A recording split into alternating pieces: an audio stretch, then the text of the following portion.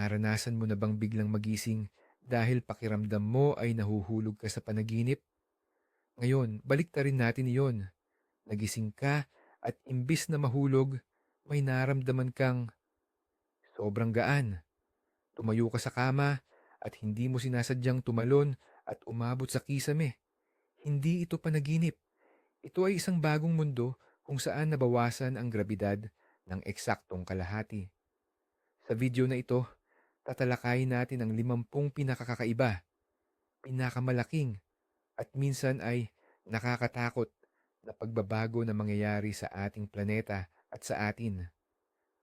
Malalaman mo kung bakit hindi nababalik sa dati ang buhay mo at kung paano kinokontrol ng isang hindi nakikitang puwersa ang lahat.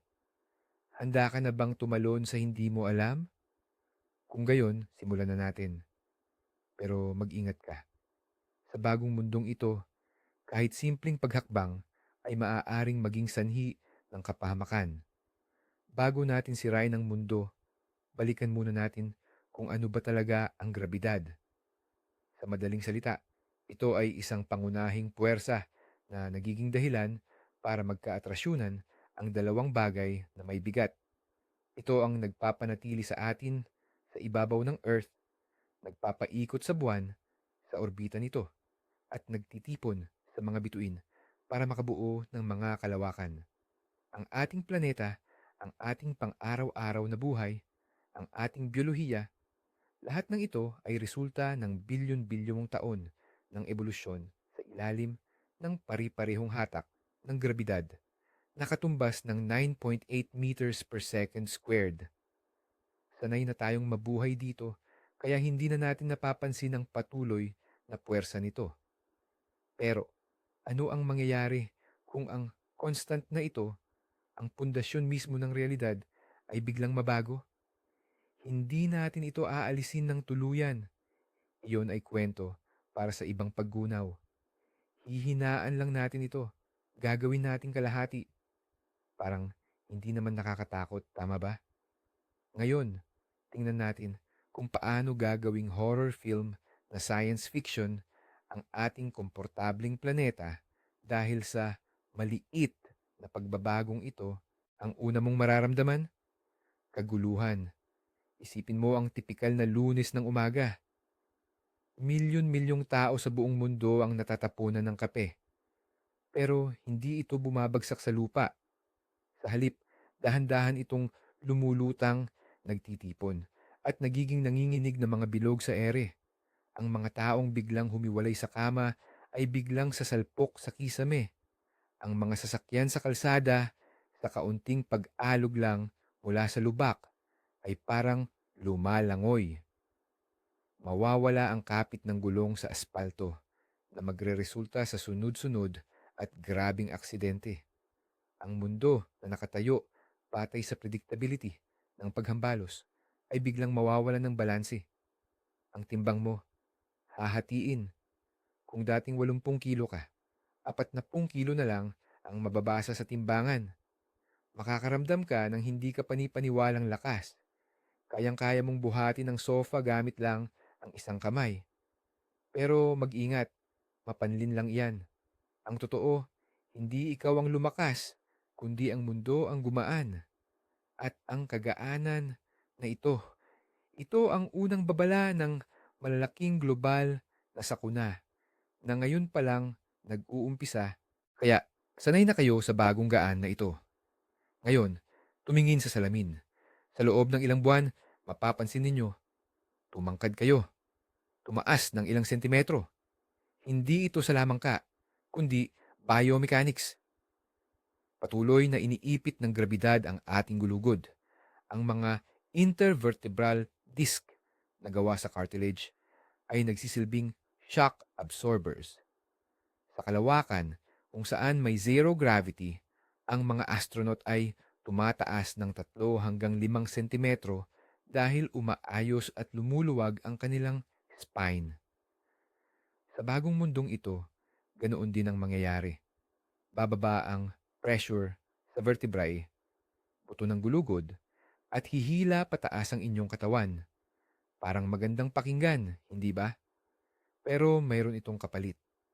Maaari itong magdulot ng matinding sakit ng likod at problema sa mga nerve endings, dulo ng ugat, dahil ang ating nervous system ay hindi naman talaga dinisenyo para sa biglaang paghila at pag-unat na ito.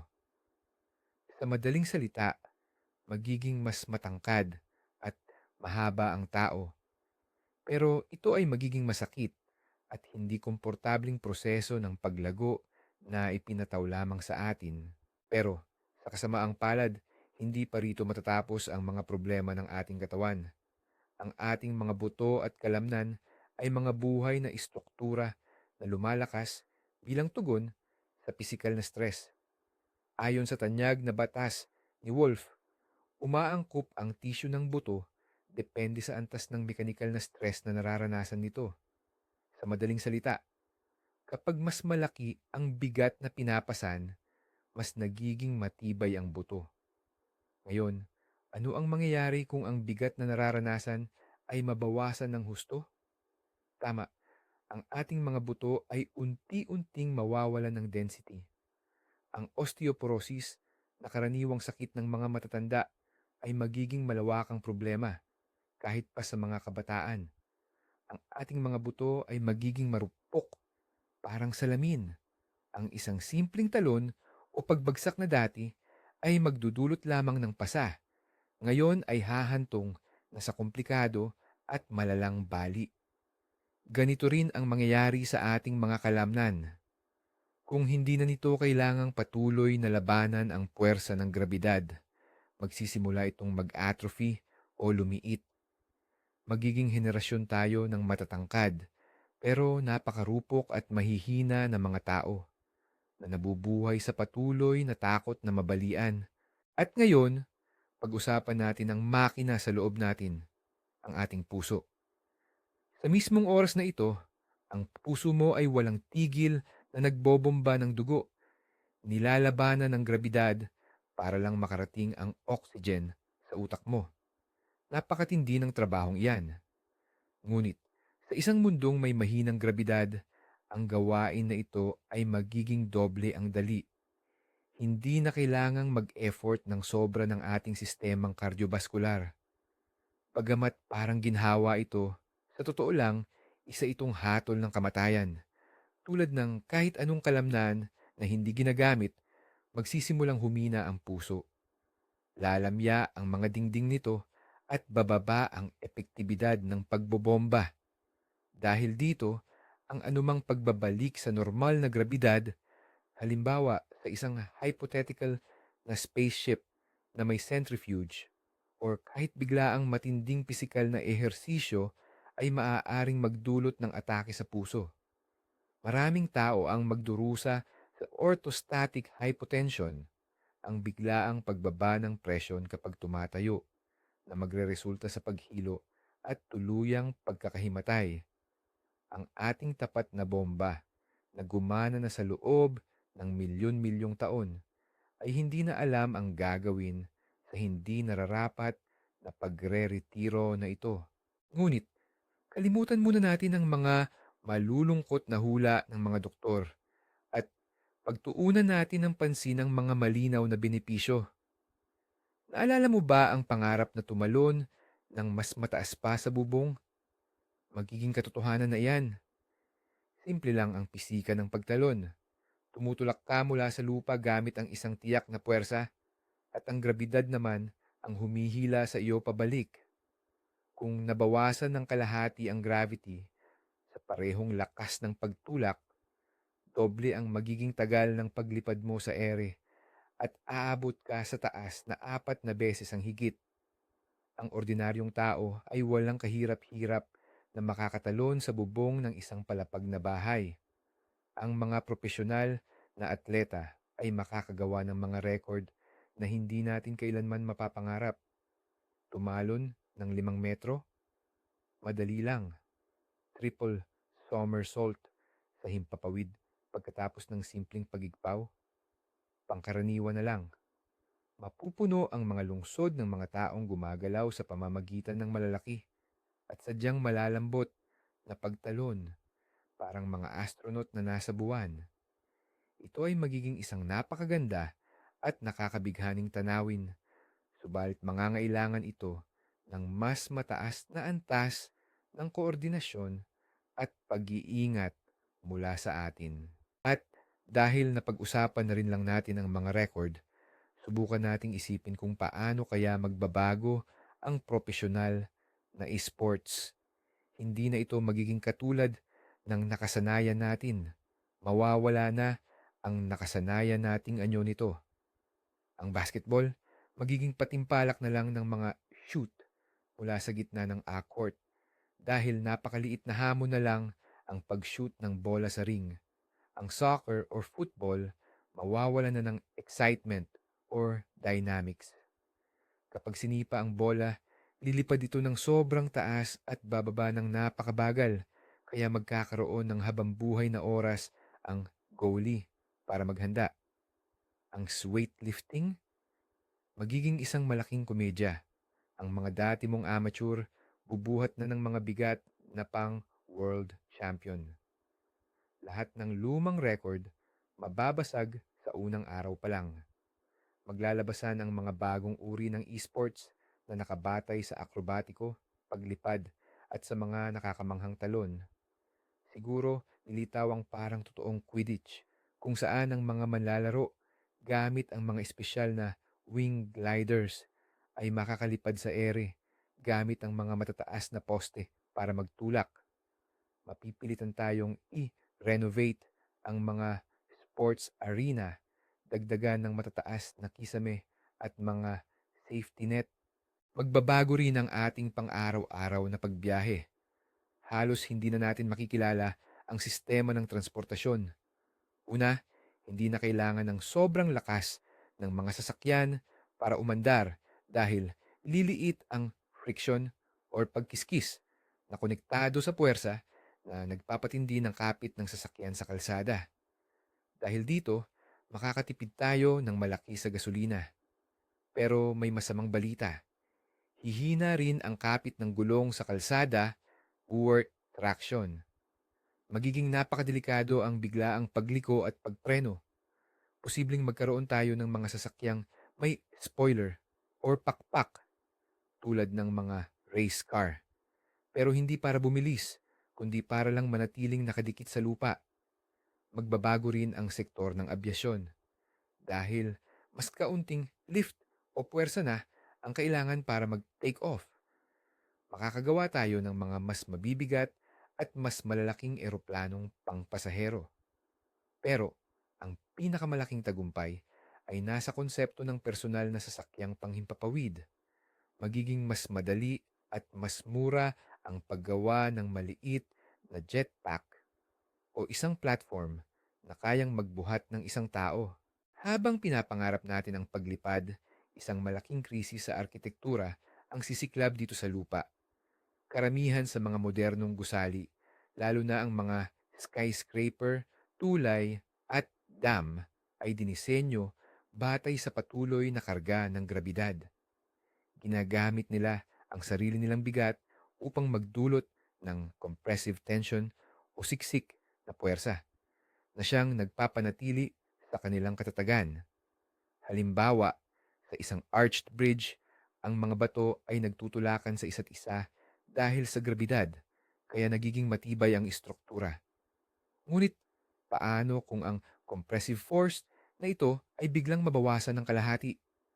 Magbabago ang panloob na stress o puwersa sa loob ng mga materyales. Ang mga istrukturang ginawa para sa compression o pagsisiksik ay maaaring magsimulang kumilos sa tension o paghila, isang bagay na hindi nila kayang hawakan. Ang mga gusali ay mas lalong mayayanig o lalong luluwag kapag may hangin. Sa paglipas ng panahon, dahil sa material fatigue at iba pang panlabas na salik, marami sa mga ito ay guguho na lang. Maging ang mga lumang bahay na gawa sa ladrilyo, mga tulay, at mga makasaysayang monumento, lahat ng ito ay mapupunta sa bingit ng pagkawasak.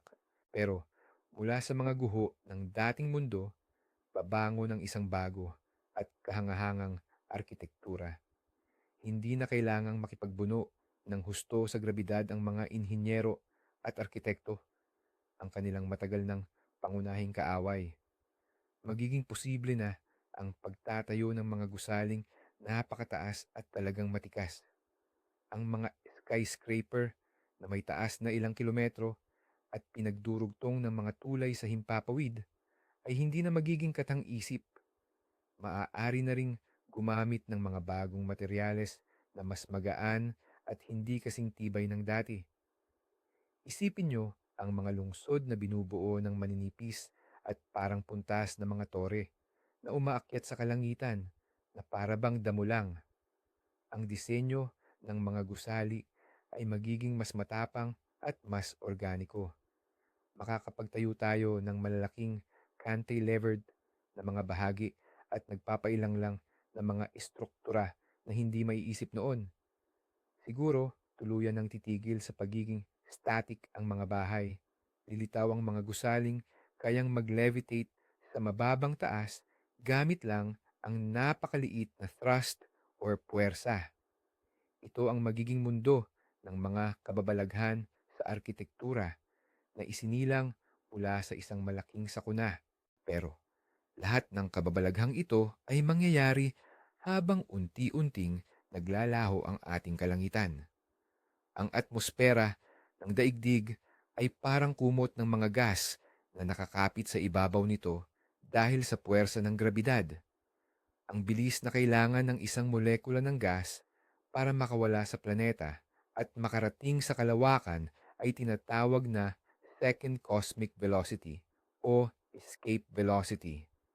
Sa ating daigdig, ito ay humigit kumulang 11 kilometro bawat segundo.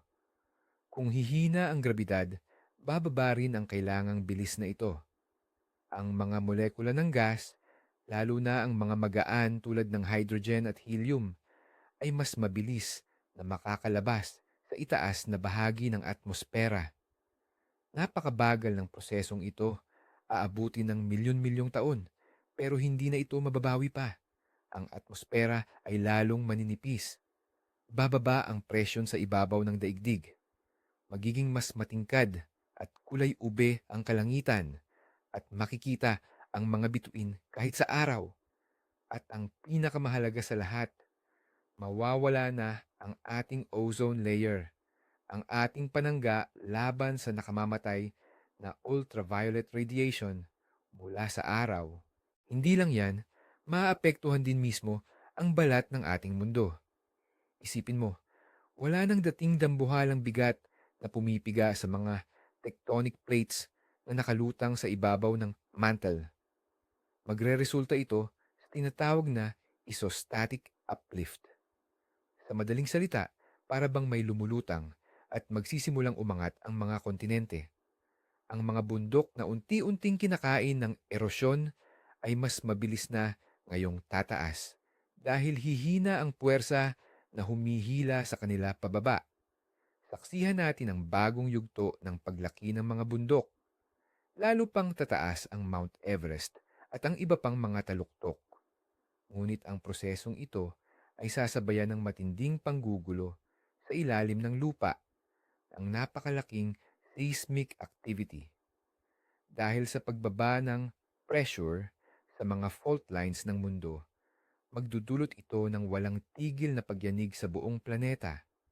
Ang mga bulkan na dati kinokontrol ng bigat ng mga nakapatong na bato ay puputok ng may pambihirang lakas. Magpapalabas sila ng toneladang abo at gas, itatapon ito sa papayat ng atmosfera. Literal na magsisimulang magkalamat at mabiyak ang ating planeta. Paano naman kaya ang tubig? Ang kilos ng mga karagatan, ilog, at lawa sa mundo ay tiyak na magbabago ng husto. Una, magiging mas matataas ang mga alon. Sa parehong lakas ng hangin, ang tubig na doble, ang gaan ay mas madaling umakyat at maging mas mataas. Ang mga bagyo ay magiging parang bundok ng tubig na kayang anurin ang mga lungsod sa baybayin. Babagal din ang agos ng mga ilog dahil ang puwersang nagpapababa sa tubig ay hihina. Magdudulot ito ng pagbaha at paglutang sa malalaking lugar at mag-iiba ang daluyan ng mga ilog. Ngunit ang pinakanakakatakot ay ang tsunami. Ang enerhiya ng isang tsunami ay nakadepende sa dami ng tubig na nailabas, pero ang taas na aabutin nito sa baybayin ay baligtad ang proporsyon sa grabidad. Ibig sabihin, kahit maliit na pagyanig lang sa ilalim ng dagat ay kayang gumawa ng killer wave na aabot sa daan-daang metro ang taas. Ang pamumuhay malapit sa tabing dagat ay magiging delikado sa buhay. Maging ang simpleng pag-ulan ay magiging kakaiba na. Nabubuo ang mga patak ng ulan sa ulap at bumabagsak ito kapag ang bigat nito ay lumampas na sa resistensya ng hangin na humihila pataas. Sa mundong mahina ang grabidad, mas lalaki pa ang mga patak bago ito tuluyang bumagsak. Makikita natin ang mga pag-ulan na may patak na kasing laki na ng ubas. Pero ang bilis ng pagbagsak ng mga ito ay mas babagal kumpara sa dati. Sa halip na humampas ng malakas sa bubungan, ang ulan ay bababa ng dahan-dahan, parang malapot na sirup. Sa isang banda, mukhang maganda ito. Ngunit sa kabilang banda, ang ganyang kalalaking patak ay makasisira sa mga halaman at sa mga bahay o istrukturang marupok. Isipin mo pa ang yelo o hail kung saan ang mga tipak nito. Dahil mas matagal na nakakulong sa ulap ay lalaki hanggang sa maging kasing laki na ng bola ng football. Ang ganyang klasing pag-ulan ay tiyak na nakamamatay. Madalas nating nakakalimutan na ang grabidad ng daigdig ay hindi lamang nag-iisang puwersa na umaapekto sa atin. Mayroon ding hatak ang buwan at ang araw. At sila nga ang pangunahing dahilan kung bakit nagkakaroon ng taog at kati. Sa kasalukuyan, ang grabidad ng daigdig ang nangingibabaw na puwersa. Kaya ang epekto lang ng buwan na karaniwan nating napapansin ay ang pagbabago sa level ng karagatan. Subalit, kung sakaling humina ng kalahati ang grabidad ng ating planeta, tiyak na lalaki ang relatibong impluensya ng buwan. Siya na ang magiging tunay na hari ng taog at kati. Ang taas ng tidal wave ay dodoble o maging titriple. 2 beses sa isang araw, matinding pagbaha ang sasalanta sa mga baybayin, nalulunod sa lupa hanggang sa loob ng ilang 10 kilometro. Ang mga lungsod tulad ng Venice o St. Petersburg ay tuluyan ng mawawala. Itong gravitational tug of war sa pagitan ng daigdig at buwan ay magsisimula ring mag-deform ng mas malala sa crust ng mundo na magdudulot ng karagdagang solid tides at mag-uudyok ng mas maraming paglindol. Ang buwan, na dating simbolo ng pag-ibig, ay magiging isang babala ng araw-araw na delubyo. Ang mga halaman na siyang pinakapundasyon ng ating food chain ay makararanas ng matinding pagsubok. Ang kanilang istruktura at ang sistema ng pagdadala ng tubig at sustansya ay perpektong umaayon sa kasalukuyang puwersa ng grabidad.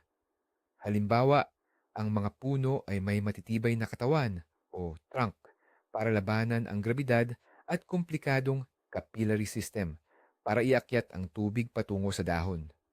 Ngunit sa bagong mundo, ang mga adaptasyon na ito ay magiging sobra at makapipinsala pa nga. Mas madaling aabot ang mga halaman patungo sa araw, kaya naman sila ay maaaring tumubo ng napakataas at manipis na magdudulot ng pagkawala ng kanilang panlaban o tibay. Ang kanilang sistema ng ugat na idinisenyo para kumapit ng mahigpit sa siksik na lupa ay posibleng hindi na sapat o masyadong mahina. Ngunit ang pinakamalaking suliranin ay ang paghahatid ng tubig. Maaaring masira ang proseso ng transpirasyon, iyong pagkilos, kung saan ang tubig ay sumisingaw sa dahon na siyang humihila ng panibagong supply mula sa ugat.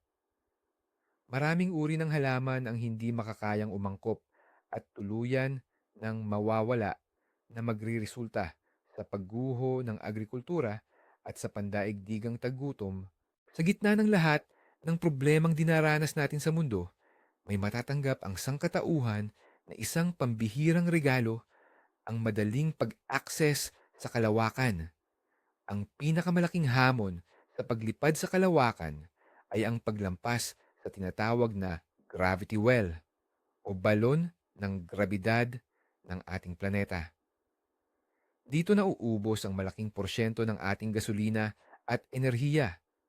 Kung bumaba sa kalahati ang grabidad, tiyak na bababa rin ang pagsisikap na kailangan para makapasok sa orbit. Ang mga rocket na nagdadala ng karga ay magiging mas maliit, mas mura, at mas madaling gawin. Ang pagbiyahe sa kalawakan ay hindi na para sa iilan lang, kundi magiging pangkaraniwan na lamang. Magiging kapaki-pakinabang na rin sa ekonomiya ang pagkuha ng mga mineral sa mga asteroid at ang pagtatayo ng malalaking istasyon at maging mga lungsod sa orbit. Madali nang kakalat ang sangkatauhan sa buong solar system at makakatakas sa mga problemang sila mismo ang lumikha sa sarili nilang planeta. Marahil, ang paghina ng grabidad ay hindi sumpa, kundi isang sipa na pumipilit sa atin na lisanin na ang ating duyan, pati ang larangan ng digmaan at ang forensics ay sasailalim sa matinding pagbabago. Ang balistikong takbo ng bala, shell at missile ay ganap na mag-iiba. Kahit pareho ang panimulang bilis, lulipad sila ng doble ang layo. Magagawa ng mga sniper na tamaan ng target sa mga distansyang hindi natin inakala noon. Ang mga sistemang artilerya ay makakabomba ng mga lungsod mula pa sa kabilang kontinente. Kaya naman, kailangang baguhin ng lubusan ang lahat ng doktrinang militar at ang sistema ng pagpuntirya. Magiging mas mapanganib din ang mga sandatang panlaban. Ang isang tao ay makakahagis ng sibat o bato ng may mas matinding lakas at mas malawak na distansya. Maging ang simpleng suntok ay magiging mas matindi dahil mas madali na ngayong gamitin ang buong bigat ng katawan sa pagpalo. Sa kabilang dako, mas titibay naman ang mga balistikong vest. Kahit pareho ang kinetic energy ng bala sa pagtama, liliit naman ang bigat o penetrating force nito na sanhi ng pagbutas. Ang mundo ay magiging mas malawak ang saklaw ng pag-atake, ngunit kasabay nito, mas magiging protektado. Kailangan nating muling matutunan kung paano mamuhay at makipag-ugnayan sa pisikal na mundo. Ang nakasanayan nating pakiramdam sa bigat na binuo natin sa loob ng maraming taon ay bigla tayong ipapahamak. Kapag kukuha ka ng tasa ng tsaa, gagamit ka ng sobrang lakas at matatapon ang kumukulong tubig dahil kalahati lang ng dating bigat nito. Kahit ang pag-upo ng maayos ay magiging isang hamon, maaari kang matumba dahil hindi mo makokontrol ang bilis ng pagbaba mo sa upuan. Kailangan nating i-recalibrate ang ating muscle memory kahit para sa pinakasimpleng gawain. Ang mga konsepto ng mabigat at magaan ay mawawalan na ng dating kahulugan. Tandaan, ang onmasom ng mga bagay ay hindi magbabago, pero ang weight or bigat nito ang babaguhin.